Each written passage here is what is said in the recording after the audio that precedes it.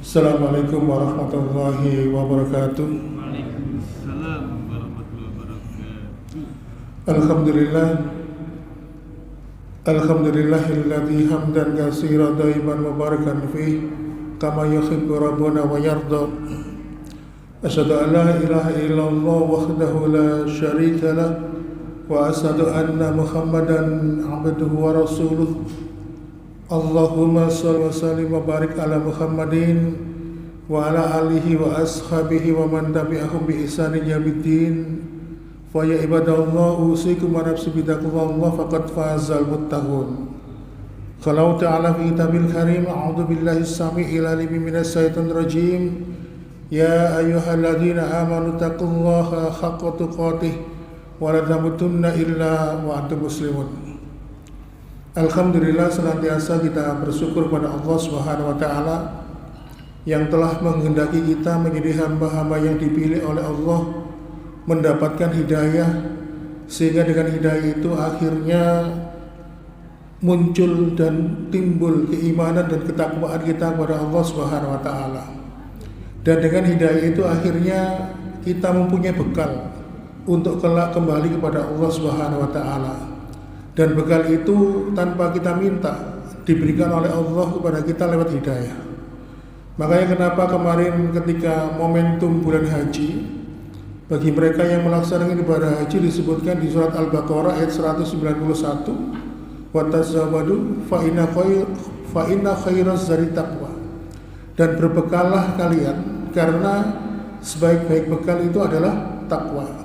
Maka dengan takwa ini yang telah Allah munculkan di dalam hati kita, sesungguhnya Allah menghendaki kita menjadi hamba-hamba yang dipilih mendapatkan kebaikan. Maka kalau kita ini sudah dikehendaki oleh Allah menjadi hamba-hamba yang dipilih suka dengan kebaikan, suka datang ke kajian, kerasan di dalam masjid, duduk diam berzikir, mendekatkan diri kepada Allah, maka tentu rasa syukur itu harus kita balas dengan senantiasa meningkatkan iman dan takwa kita kepada Allah Subhanahu wa taala. Karena para sahabat itu mereka khawatir jangan-jangan nikmat yang mereka rasakan, yang mereka dapatkan itu nanti tidak berbekas dalam kehidupan akhirat. Baiklah ma'asyiral muslimin jamaah sekalian, itu sebagai mukadimah singkat pada pertemuan kita malam hari ini.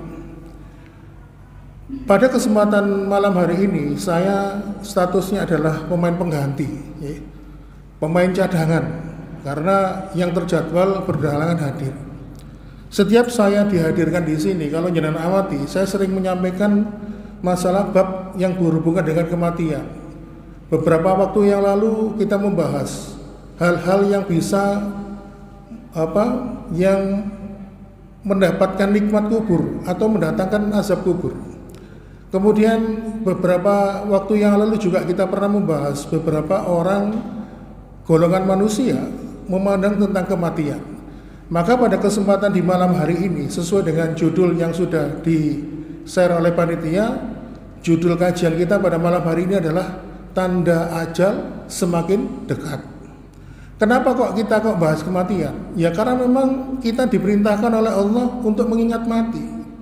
Ingatlah pemutus kenikmatan di dunia, yaitu kematian. Maka Rasulullah sampai memberikan statement bahwa orang yang selalu mengingat mati adalah orang yang cerdas. Ketika Rasulullah SAW memerintahkan kita mengingat mati, maka itu perintah itu mengandung ibadah. Jadi kalau kita ini melakukan perintah Rasulullah dengan mengingat mati, maka dengan mengingat mati itu termasuk ibadah. Karena dengan mengingat mati itu nanti menjadi filter kita dalam melakukan aktivitas dalam kehidupan dunia. Mau melakukan kejahatan, mau melakukan perbuatan kejelekan, teringat akan mati sehingga nggak jadi. Jadi seperti itu. Maka ma'asyiral muslimin, pembahasan kita hari ini kita fokuskan pada surat Ar-Rum ayat 54. Di situ Allah Subhanahu wa taala menyampaikan setiap diri kita ini tentang fase kehidupan kita di dunia dan akhirat. Allahul ladzi khalaqakum min dha'fin tsumma ja'ala min ba'di dha'fin quwwata tsumma ja'ala min ba'di quwwatin dha'fan wa syaibatan yakhluqu may yasha wa huwal alimul qadir. Allah lah yang menciptakan kamu dari keadaan lemah, kemudian menjadikan kamu setelah lemah itu menjadi kuat, kemudian Dia menjadikan kamu setelah kuat itu menjadi lemah kembali dan menua. Dialah Allah yang menciptakan apa yang Dia kehendaki, dan Dia maha mengetahui dan maha berkuasa atas segala sesuatu. Jadi surat Ar-Rum ayat 54 ini menjelaskan tentang perjalanan kehidupan kita dulu, ketika dulu kita dilahirkan di dunia. Siapapun dari kita yang saat ini hidup di dunia masuk dalam pembahasan ayat ini. Jadi Allah Subhanahu wa taala menciptakan kita waktu itu dalam rahim ibu kita. Kemudian kita dilahirkan di dunia, maka kita lihat kondisi bayi ya. Ketika lahir di dunia itu kondisinya lemah. Hanya bisa nangis. Belum bisa ngomong. Respon bayi yang baru lahir itu hanya bisa nangis ya. Pipis nangis, BAB nangis, lapar nangis, sumuk nggak bisa tidur nangis ya. Nah setelah itu kalau bayi lapar nangis, maka dia membutuhkan orang tuanya untuk apa?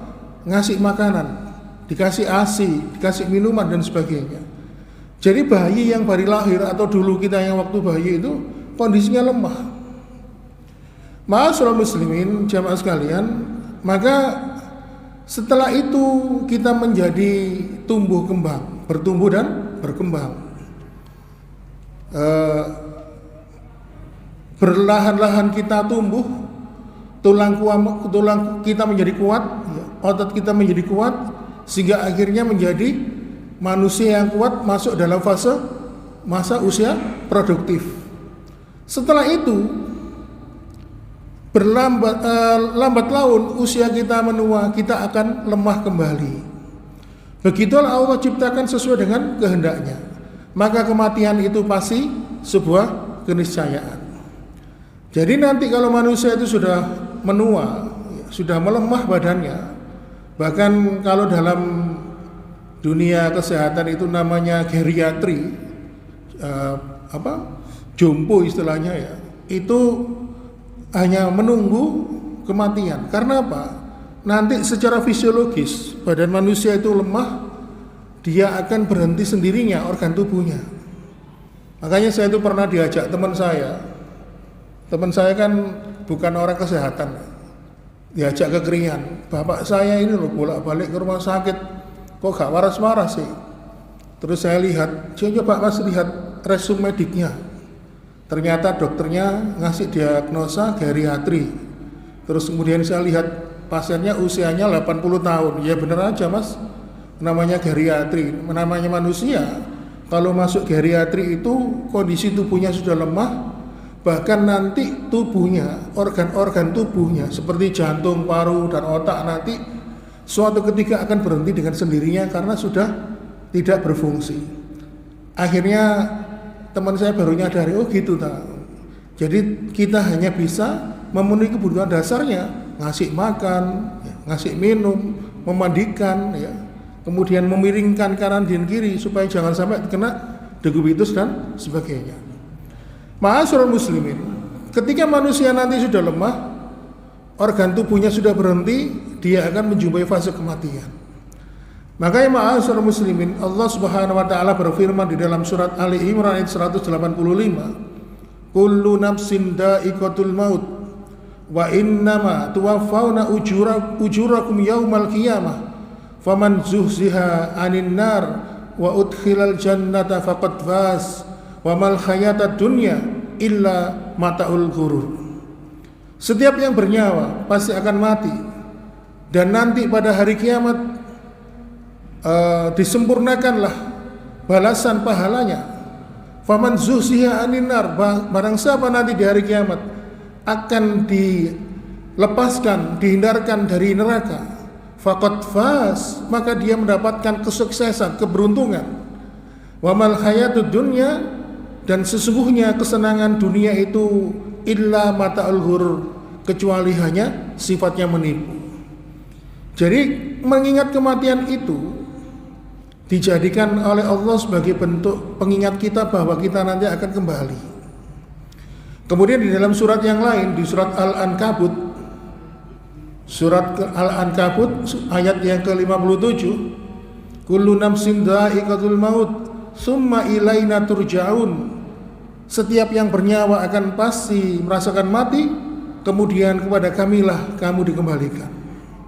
Kemudian di dalam surat yang lain, surat Al-Jumu'ah ayat 8, Qul innal mautal ladzi tafiruna minhu fa innahu mulaqikum summa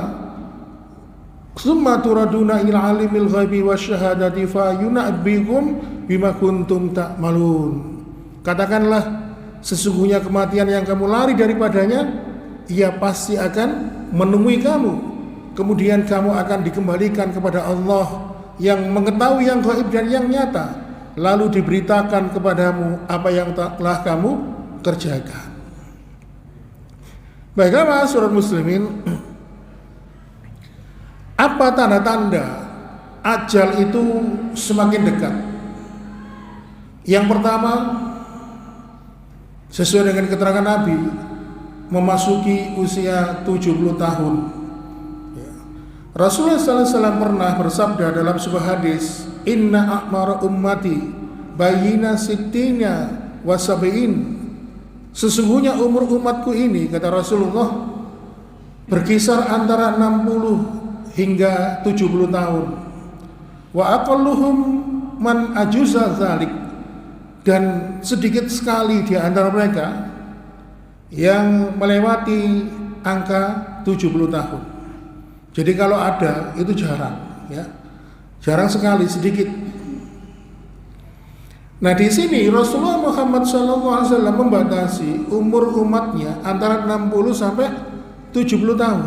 Artinya angka 70 itu bukan angka minimal, tapi angka maksimal. Tetapi jarang sekali yang bisa melewati angka 70 tahun. Maka ma'asyiral muslimin, senyambang kita masih diberikan kesempatan hidup di dunia ini, tidak ada kata terlambat. Segera manfaatkanlah umur itu dengan sebaik-baiknya, karena Rasulullah SAW pernah menyampaikan, khairukum man tala umruhu wa hasuna amaluhu. Sebaik-baik kalian adalah yang dipanjangkan umurnya dan diperbaiki amalnya. Tetapi sebaliknya, sejelek-jelek kalian adalah man tala umruhu wa sa'a amaluhu, yaitu orang yang dipanjangkan umurnya tapi makin buruk perbuatannya. Kemudian itu tanda pertama, ya. Kemudian tanda yang kedua yang menandakan ajal kita semakin dekat, yaitu apa? Munculnya uban. Di dalam surat Fatir ayat 37, di situ ada satu potongan ayat yang sering disampaikan oleh para ulama. Wa ja'akumun nadir, telah datang peringatan kepada kalian. Para ulama, terutama para ulama tafsir, memberikan pembahasan bahwa yang dimaksud dengan peringatan di sini adalah as-saibah, uban. Jadi orang yang sudah tua itu, kalau dalam pemahaman kosakata bahasa Arab, orang yang sudah tua itu beruban rambutnya. Ma'asyiral muslimin, as-saibu nadiru maut, uban yang di kepala itu adalah peringatan dekatnya ajal. Maka kalau uban itu sudah muncul di rambut kita, maka itu aturannya tidak dianjurkan untuk disemir dengan warna hitam, tetapi boleh diwarnai dengan warna yang selain itu. Karena fungsi dari uban itu pertama sebagai pengingat bahwa kita akan segera meninggalkan kehidupan dunia ini.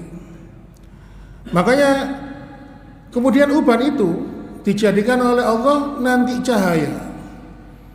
di dalam hari kiamat. Makanya kalau ada uban itu jangan dicabut ya. As-saibu nurul mu'min, uban itu cahaya bagi seorang mukmin. Bahkan Rasulullah SAW pernah bersabda,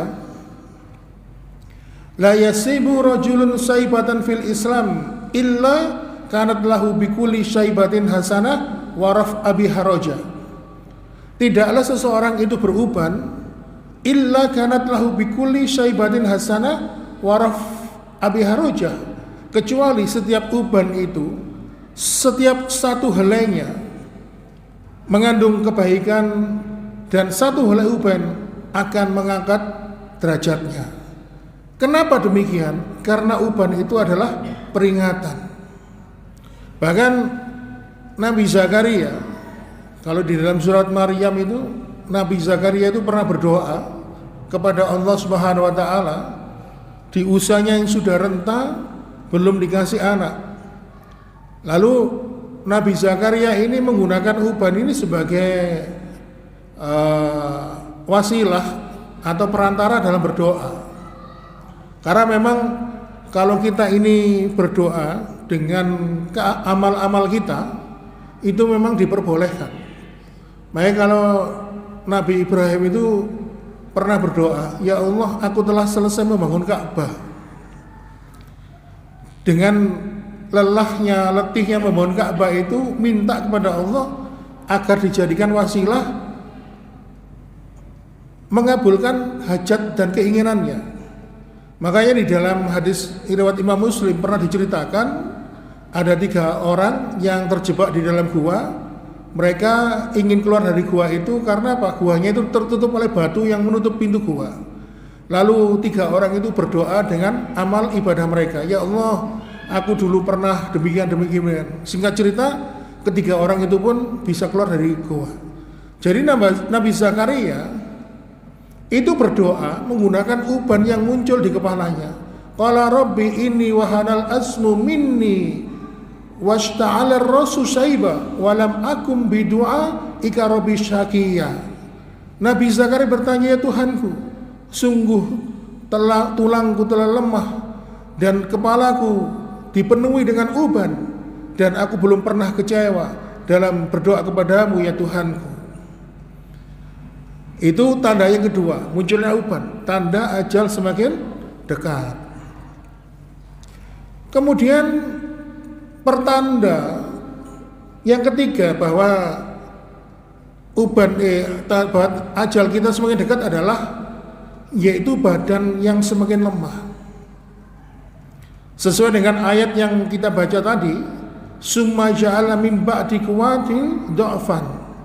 Setelah Allah memberikan kekuatan kepada tubuh kita, maka Allah memberikan kelemahan pada tubuh kita, dan kelemahan itu tidak akan pernah dicabut sampai mati.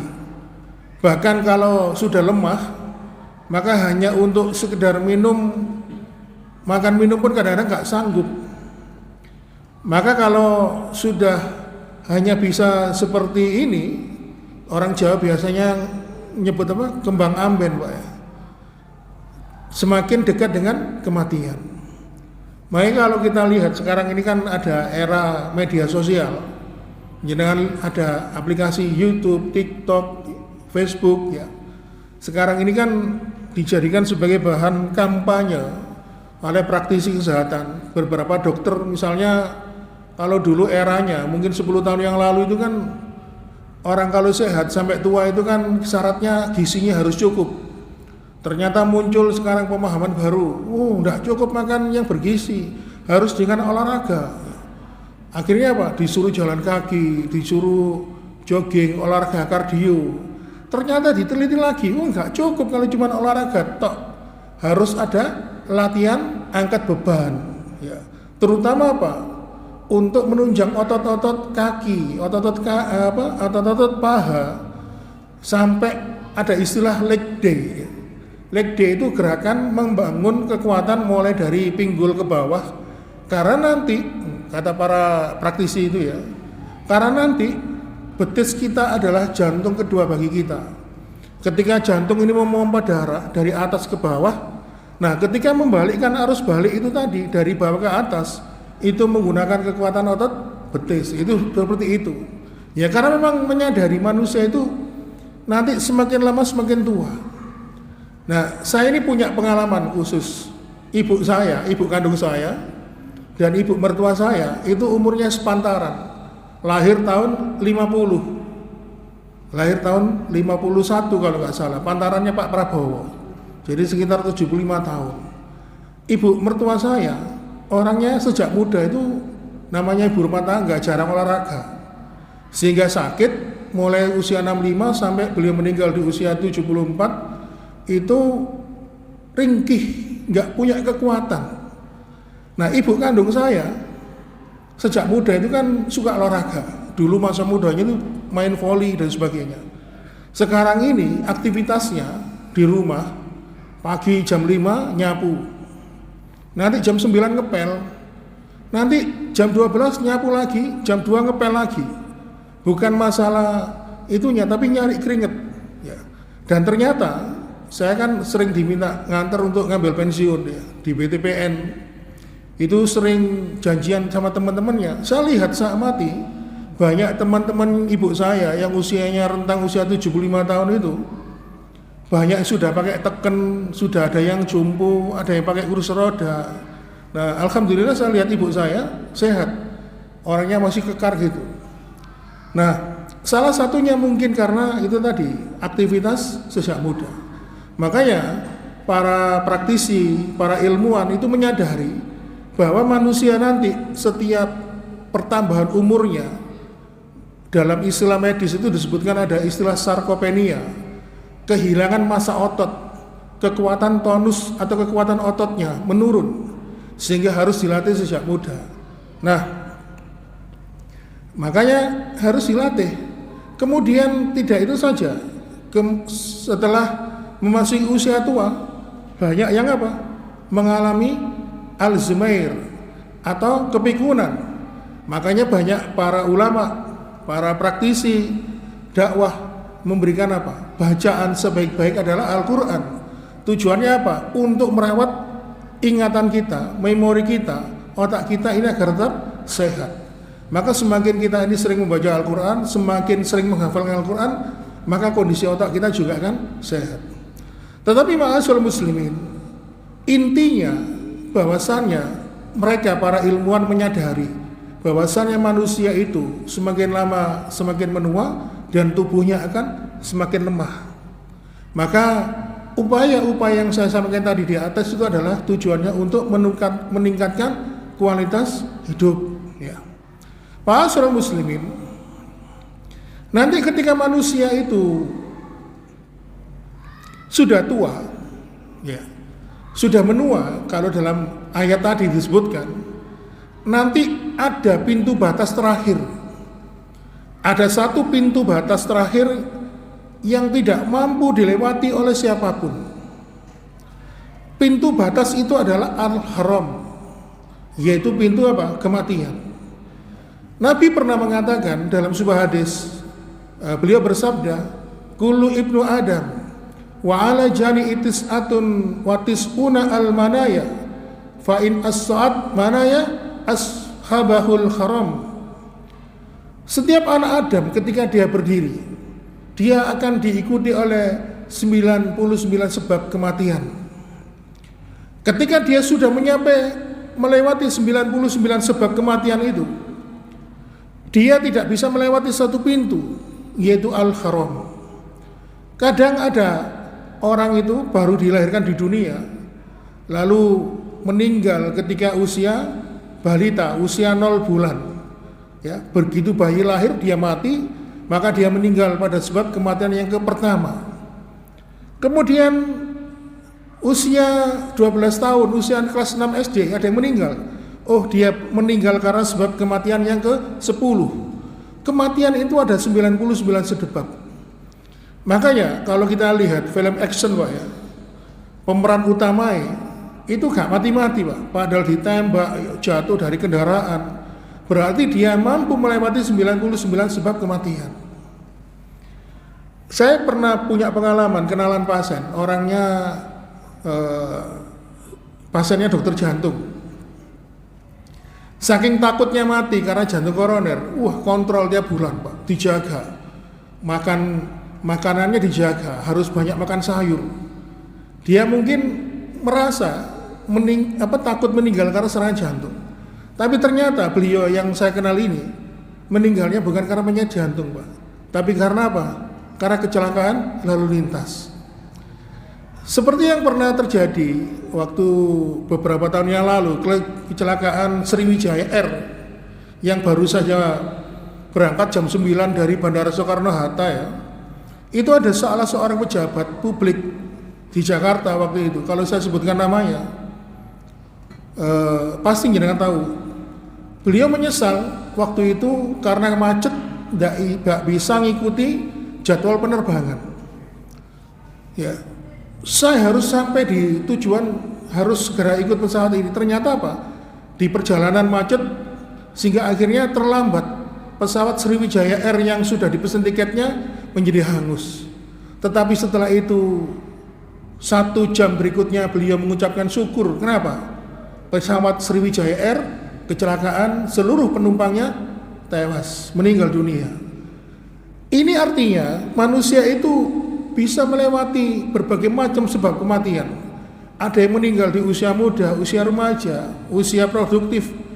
Bahkan ada yang meninggal di usia tua. Bahkan banyak yang mampu melewati 99 sebab kematian. Tetapi endingnya hanya satu pintu yang tidak dia bisa lewati, yaitu al-haram, yaitu namanya kematian.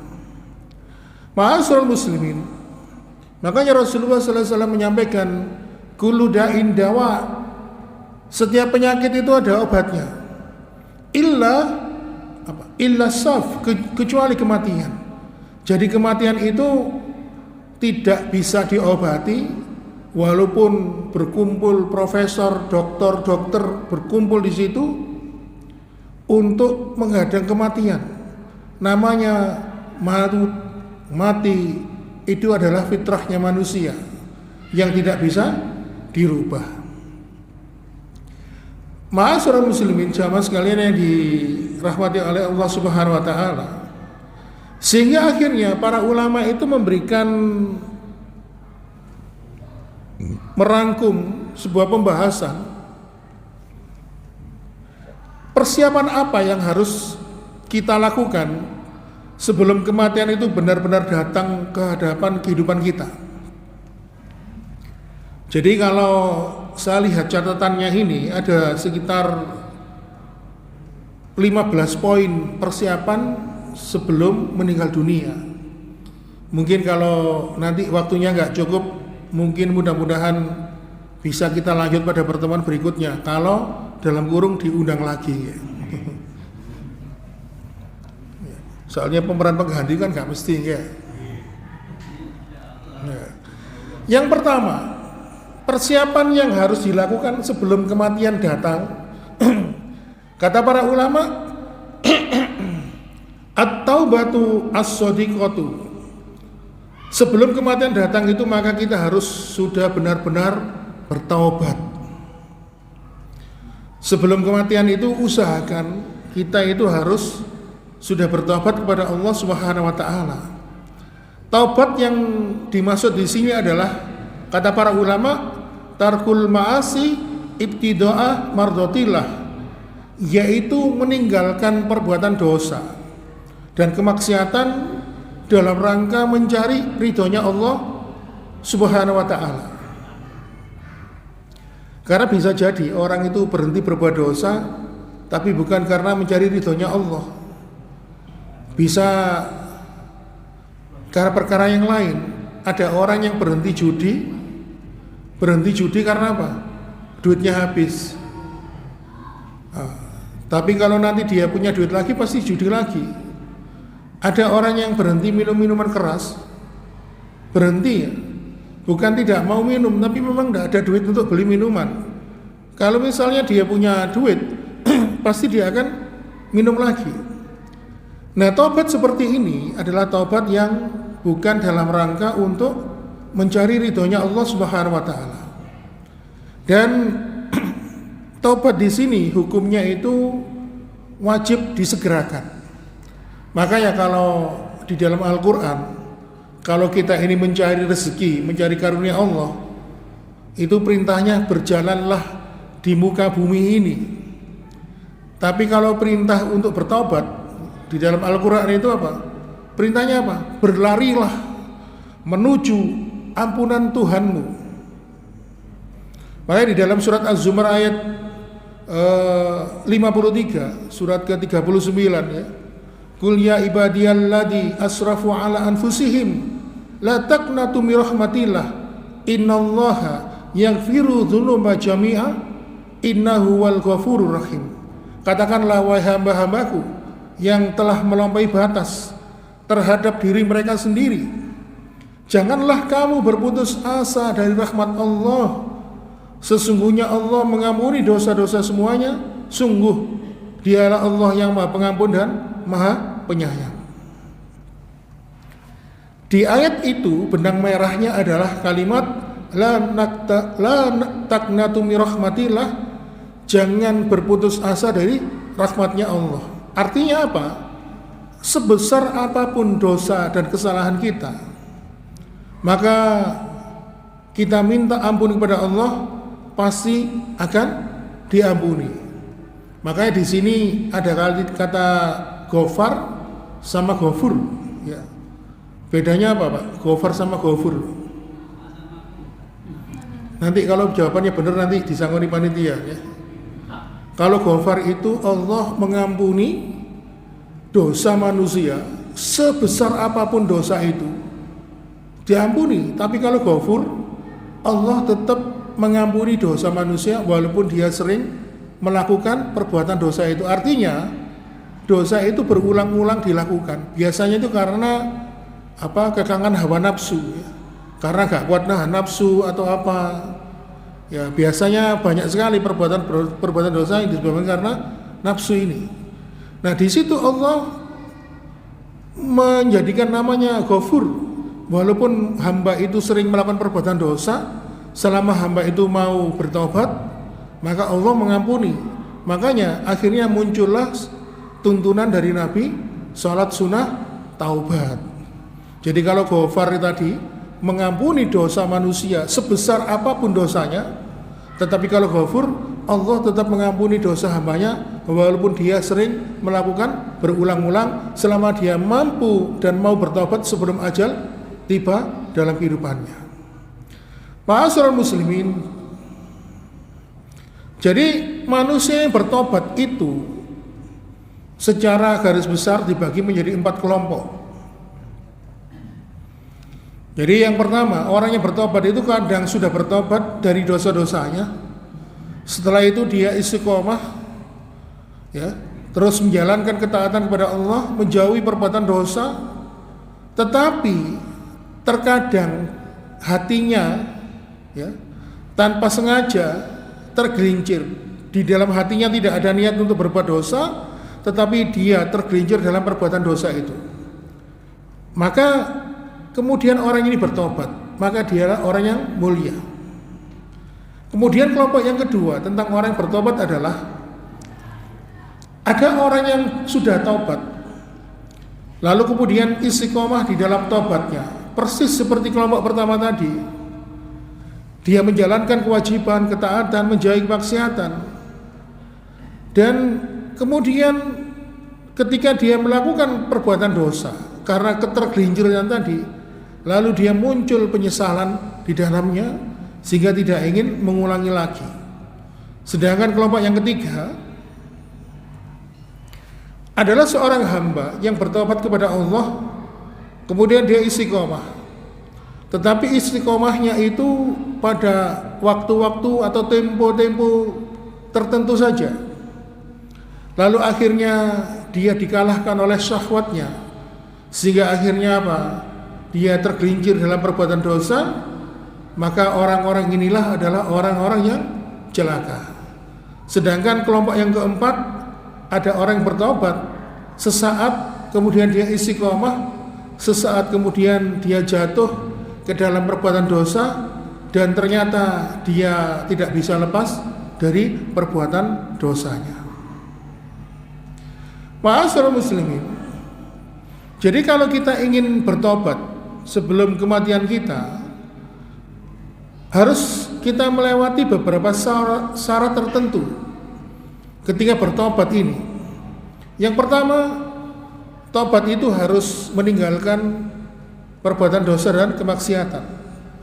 Yang kedua, kita harus menyesal kenapa kok kita ini bermaksiat. Kemudian yang syarat yang ketiga, kita harus berjanji, punya komitmen untuk tidak mengulangi lagi dosa dan kemaksiatan. Dan yang keempat, ini penting perlu diperhatikan, kalau dosa itu berkaitan dengan hak orang lain, maka kita harus minta ridho atas hak yang kita ambil darinya.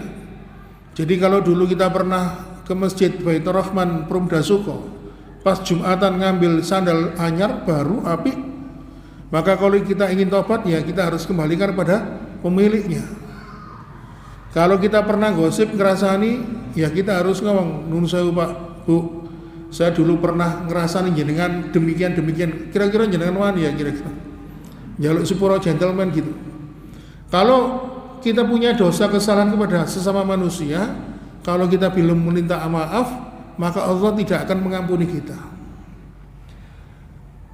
Lalu kemudian yang terakhir, yang kelima, syarat tobat itu adalah ketika masih ada kesempatan sepanjang nyawa itu belum tinggal nyampe tenggorokan. Jadi selama kita ini masih diberikan kesehatan, sehat bugar, nyawa masih nempel di tubuh kita, belum tinggal di tenggorokan, selama itu belum muncul, kita bisa bertobat kepada Allah Subhanahu wa taala. Ma'asyiral muslimin, Imam Ibnu Abbas, salah seorang sahabat yang pernah didoakan oleh Rasulullah SAW, ahli dalam menafsirkan Al-Quran. Makanya penafsiran Imam Ibnu Abbas ini dibandingkan penafsiran sahabat yang lainnya, itu sering dibenarkan oleh Rasulullah. Contoh misalnya, Ibnu Abbas itu pernah menafsirkan surat An-Nasr. Surat An-Nasr itu surat apa, Pak? Halo? Sanes. Surat An-Nasr itu idza jaa nasrullahi wal fath. Kebanyakan enggak ro judulnya. Ketika Allah menurunkan surat An-Nasr, Imam Ibnu Abbas ngomong gimana?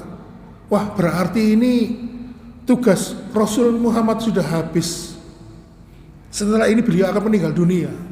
Para sahabat yang lain, Umar bin Khattab dan Abu Bakar, nggak terima, Pak. Digeret Ibnu Abbas. Ibnu Abbas ini kan masih kecil waktu itu, usia sekitar 12 tahun lah. Lalu di hadapan Rasulullah, ya Rasulullah, ketika engkau mendapatkan wahyu surat An-Nasr, Ibnu Abbas mengatakan pendapatnya bahwa tugasmu sebagai Rasul akan berhenti, selesai, dan engkau akan meninggal. Sedangkan kami yang lain punya penafsiran demikian. Lalu Rasul mengatakan pendapat kalian semuanya salah, yang benar dia, yang benar Ibnu Abbas. Dan setelah itu tidak lama kemudian, ada riwayat yang mengatakan 3 bulan, ada yang 6 bulan, Rasulullah meninggal dunia. Nah, kembali kepada pembahasan kita tentang kematian. Bahwasanya ketika manusia akan meninggal dunia, sebaiknya bertaubat. Dan taubat yang diterima oleh Allah disebutkan oleh Imam Ibnu Abbas di dalam surat An-Nisa ayat 17.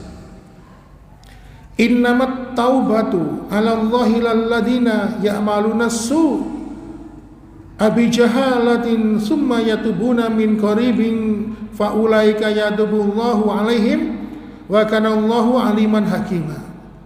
Sesungguhnya bertobat kepada Allah itu hanya pantas bagi mereka yang melakukan perbuatan karena apa? Bijahalah, tidak mengerti atau karena jahil. Summa yatubun min qarib, kemudian mereka segera bertobat kepada Allah. Min qarib di sini artinya dia bertobat sebelum kematiannya.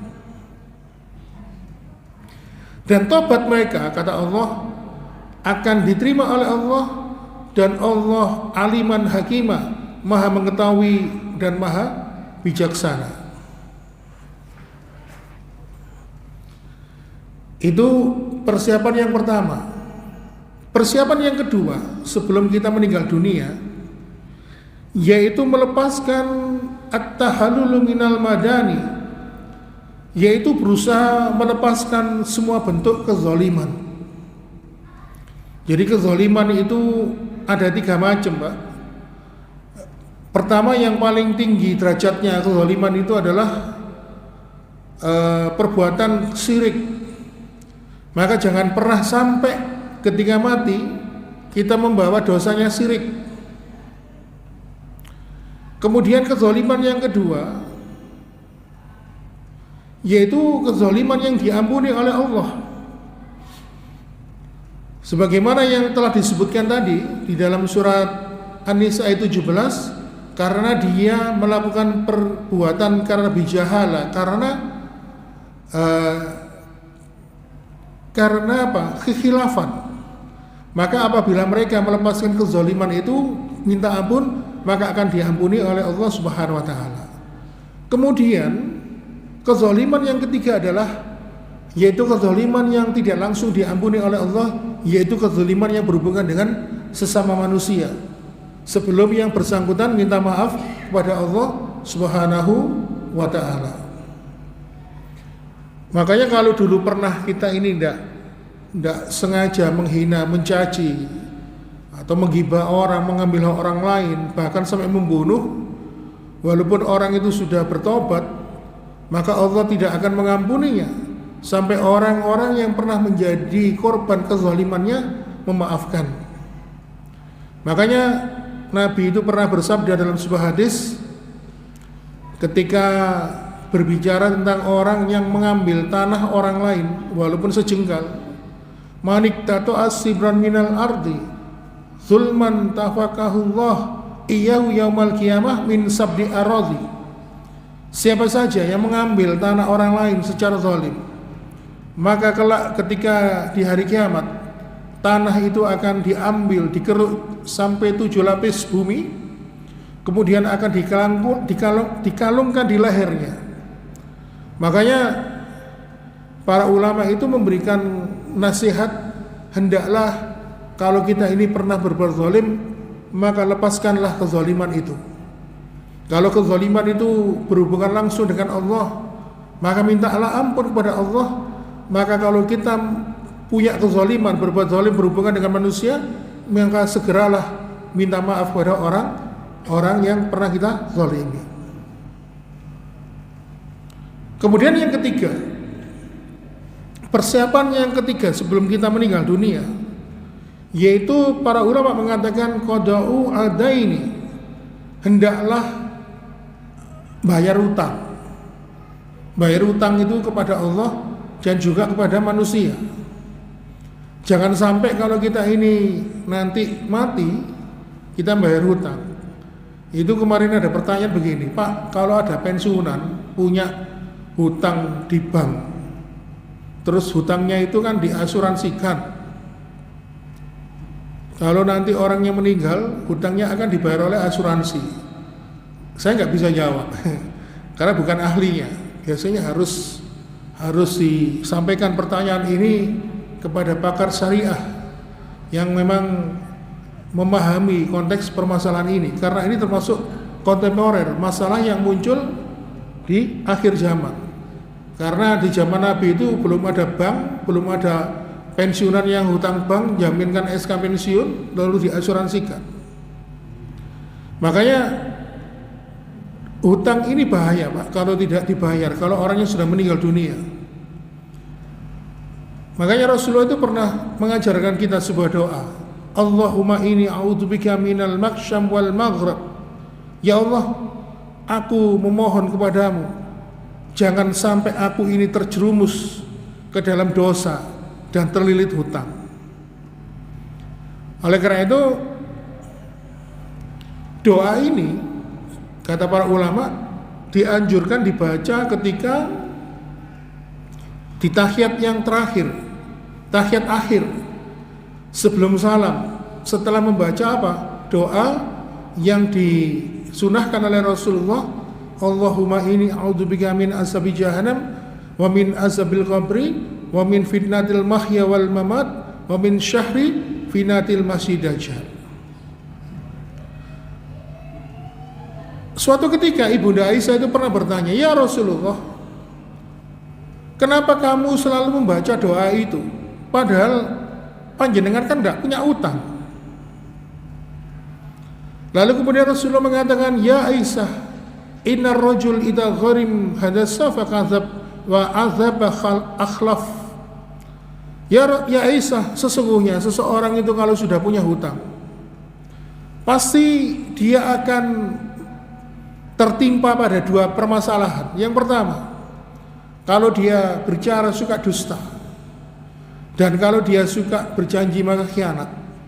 Maka ketika dia sudah jatuh tempo, seperti kalau kita melihat di sinetron-sinetron itu, Pak, punya hutang, Pak, oke Pak, nanti kalau sudah punya rezeki, insya Allah 3 hari lagi Pak, saya usahakan bayar hutangnya.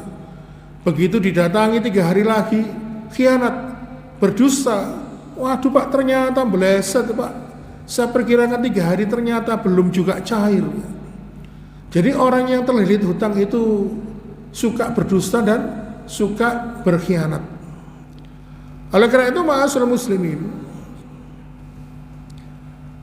seseorang itu boleh hutang, tetapi ada syaratnya. Para ulama itu membagi ada 3 syarat. Pertama, orang itu boleh hutang kalau ada niat untuk bayar hutang. Jadi kalau dia punya niat punya hutang, ada niat untuk bayar hutang, maka dia boleh hutang. Yang tidak boleh itu kalau punya hutang dia niat gak bayar, ngemplang. Kemudian syarat yang kedua, hendaklah orang yang punya hutang itu punya keyakinan bisa bayar, bisa nutup hutang. Maka kalau tidak punya keyakinan bisa menutup hutang itu, maka jangan hutang. Kemudian yang ketiga, syarat hutang itu adalah kalau hutang itu tujuannya adalah dipergunakan untuk keperluan yang disyariatkan oleh Allah Subhanahu wa taala. Jadi bukan untuk maksiat, bukan untuk berbuat dosa seperti judi. Perisa nggih. Waduh. Nggih sampun ngoten. Karena keterbatasan waktu, kita akhiri saja pembahasan kita pada malam hari ini. Kita disiplin, kita tidak terlalu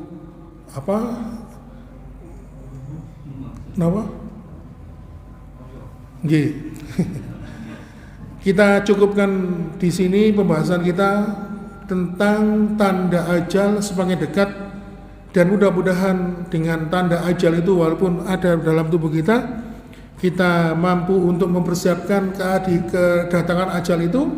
Salah satunya adalah kita sudah bersih di hadapan Allah. Salah satunya itu dengan apa? Bertobat dari dosa dan kesalahan kita. Demikian yang dapat kami sampaikan. Mohon maaf bila ada kekurangan. Saya mohon maaf yang sebesar-besarnya. Mudah-mudahan materi kajian yang kita bahas pada malam hari ini semakin menambah semangat diri kita untuk senantiasa mendekatkan diri kepada Allah Subhanahu wa taala. Kita tutup dengan doa kafaratul majelis. Subhanakallahumma wa bihamdika asyhadu an la ilaha illa anta astaghfiruka wa atubu ilaik. Wassalamualaikum warahmatullahi wabarakatuh.